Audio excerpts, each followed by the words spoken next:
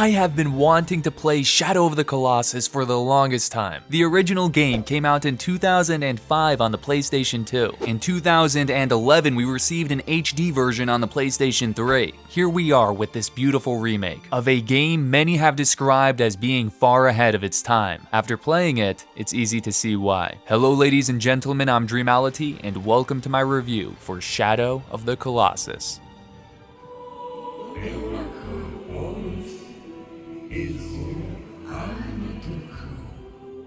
The premise of the story is very simple. This girl is dead. The main protagonist wants to bring her back to life. He's told that by defeating the 16 colossi that roam those cursed lands, there's a chance he can bring her back. The name of the main protagonist is Wander, and to see how far he's willing to go, how much pain he's willing to endure, for only a chance to bring back somebody he cares deeply for. That's admirable. How can you not root for the guy? After defeating a Colossus, you wake up back in the main temple. There before you every time is the dead girl. A constant reminder of your cause, a push to your next obstacle. It's a small detail, but one that makes for effective storytelling. There isn't much storytelling here through dialogue and cutscenes, the exceptions being the very beginning and the very end. All I'm going to say about the ending is I thought it was excellent. I was completely hooked in. Very satisfied.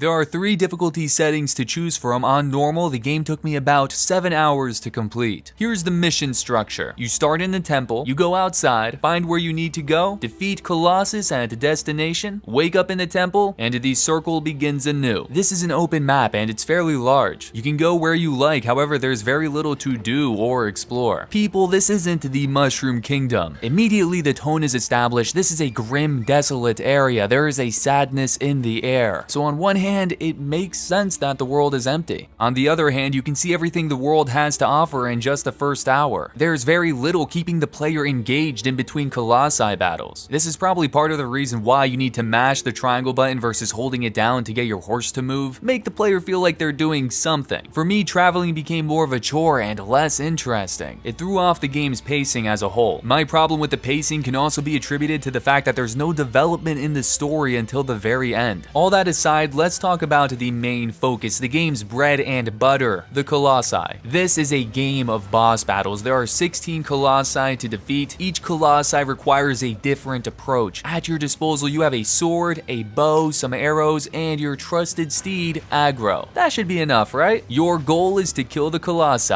and in order to do that, you must stab its weak points. The challenge is getting there. You must study the colossi, analyze your environments, and wait for an opening. I enjoyed solving the puzzles. You can decide if you want hints, tutorials. I personally turned them off in the settings. Once you get on the Colossus, you're like an unwanted flea on this beast. It'll thrash you about, try to knock you off balance. You can't die in this game. There is a health bar, but a majority of your focus is going to be on your stamina bar. Holding onto the Colossus and climbing depletes your stamina, so you gotta choose when to let go and recover. Run out of stamina and you get thrown to the ground. Getting on the Colossus can be a process, so yes, always keep an eye on your stamina. I really enjoyed the Colossus battles. Start to finish, I thought they were very well done. I wouldn't describe the game as being very fun. My enjoyment came more from the overall presentation. The game is very impressive considering its time period.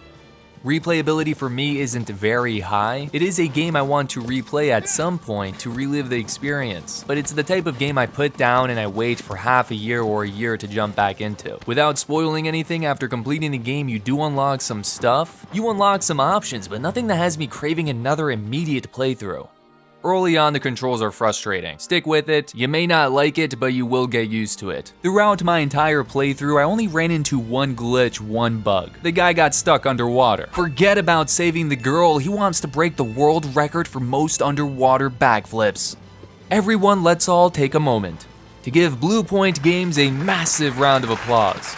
This remake looks absolutely incredible. The original Shadow of the Colossus came out in 2005, and this remake looks better than a lot of games coming out nowadays. The game knows it looks good. They threw in a photo mode for you. Even though this is a sad and grim world, there's a ton of beauty here. I would find myself just stopping and looking at the screen like it's a painting. The hair on the Colossus looks fantastic. What impresses me the most about this game is the sense of scale. Visually and acoustically, the large colossi are handled incredibly well. In front of you, they they look massive, on them you feel tiny. There's a lot of weight to them. The camera delivers this sense of epicness. I really enjoyed fiddling around with it. The music in this game is perfect. It touches my soul. It elevates everything about this game to another level. I'm stabbing away at the Colossus, waiting for that final stab audio cue to kick in. It does, and then the saddest music plays. The Colossus falls down. No! I'm there left thinking, what have I done? I don't want to kill this thing.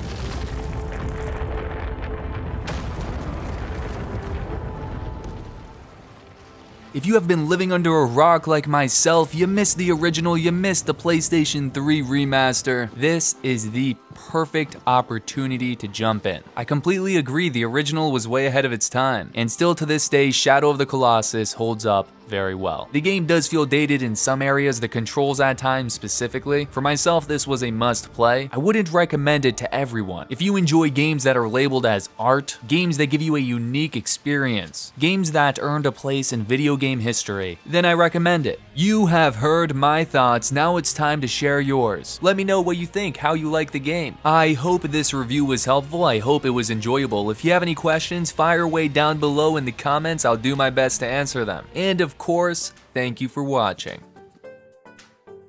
Just a couple more things. If you missed my last video, I reviewed Monster Hunter World, my very first Monster Hunter game, and most definitely not my last. My next review will be of Kingdom Come Deliverance.